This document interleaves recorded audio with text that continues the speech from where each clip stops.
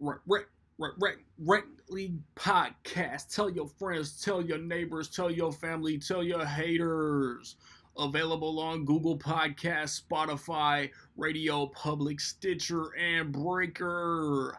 At Rec League Podcast on Facebook, YouTube, and Instagram. At Rec League Pod on Twitter. Episode 6 available now. Yo, whether you watching this from Facebook, Twitter, click the link in my Instagram or YouTube itself. What up, world? So I just watched Goosebumps 2, Haunted Halloween. It's the sequel to 2015's Goosebumps. It stars Jeremy Ray Taylor, Madison Eastman, Khalil Harris, Wendy McLendon-Covey, Chris Parnell, Ken Jeong, and Jack Black. It is directed by Ari Sandel, and if I'm not mistaken, this is his directorial debut, at least domestically. If you want to get a shout out in my review of Halloween, stay tuned to the end of the video to figure out how you can do that. So, in a New York town that I'm not going to try to pretend to remember the name of, R.L. Stine used to reside there. These kids go around like collecting junk. You know, they trying to be entrepreneurs, and they're cleaning. They get called to this house, this creepy old boarded up house, and they find a book, which just so happens to accompany a ventriloquist dummy who we're all familiar with.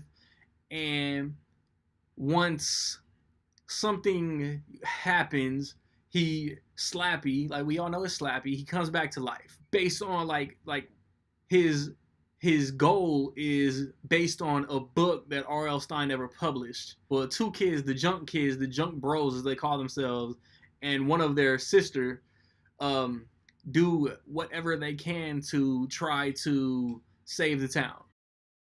I think, man, the first Goosebumps is real fun, man. You know, new kid in town. Mom's a vice principal at a high school, but he lives next to R.L. Stine, crushing on a daughter, and they just so happen to unleash every Goosebumps monster ever, and it's really fun. Like, it's got a lot of good humor, all the favorite.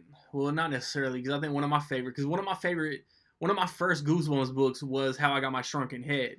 The Shrunken Head gets no shine in the movie, but The Abominable Snowman of Pasadena does. Obviously, Night of the Living Dummy, The Invisible Boy.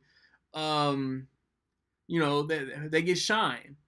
In this one, it's like, I would say like 65% Slappy, maybe 80% Slappy actually, and then other monsters get a little bit of shine.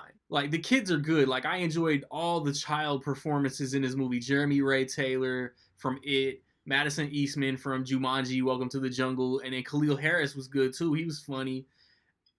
And I don't know anything else he was in. But then practically every adult actor was super cartoony, super over the top. Like, I can't tell you the last time I like Chris Parnell in a movie. Probably the first Anchorman. Wendy McLendon-Covey, she's good in Bridesmaids. I don't think I've liked her in anything else. Ken Jeong ruined the Hangover sequels. I don't think I've liked him in a movie since The Hangover. And then, like, a lot of the humor falls flat. I think the writing is weaker in this one. It doesn't showcase, like I said, it doesn't showcase the other, like, cool Goosebumps monsters like the first movie did. Jack Black has a glorified for October purposes. Jack Black has a glorified cameo in this movie. He shows up literally for no reason. Then all of a sudden he's in a scene at the very end that they hope will set up Goosebumps 3. For me, man, Goosebumps 2 was a letdown. It had, like, early on, it has a couple moments of fun. I was telling my wife going in, like, the trailers were weak. The trailers looked like a made-for-TV, ABC Family, made-for-TV sequel. And that's the vibe that I felt throughout this whole runtime. The funniest part of this movie might be like another jab at Stephen King. 'Cause R.L. Stein, Jack Black, took a jab at Stephen King in the first movie. R.L. Stein, toward the third act of the movie, sees something and just delivers a line, and that was funny. But yeah, like Jack Black is wasted in this movie. The adult characters are pointless. The effects were decent. I'll give the effects people props. Other than that, man, like I hate to say, because I was looking forward to this. I was disappointed in Goosebumps too, man.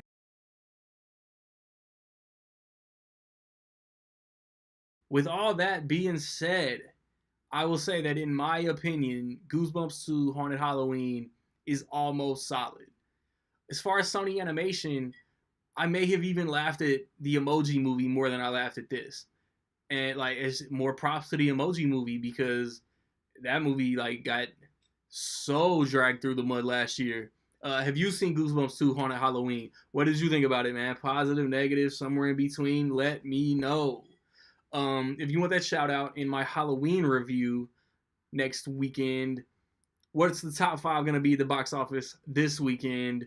A lot of new stuff, a lot of popular holdovers. Get every movie correct, 1 through 5, 5 through 1, however you want to post it, and get your guesses in before noon Central Time on Sunday. I have recently posted reviews for First Man, Bad Times at the El Royale, Venom, A Star is Born, Smallfoot, Night School, other September releases, man. Check those out. Next weekend, like I said, Halloween. I don't think anything else comes out in October that I want to watch. So we'll be into November. Look, there's a bunch of November stuff I'm looking forward to, man. Like, subscribe, comment. Find me where you find me, man. Don't know where to find me? Watch these credits. Peace.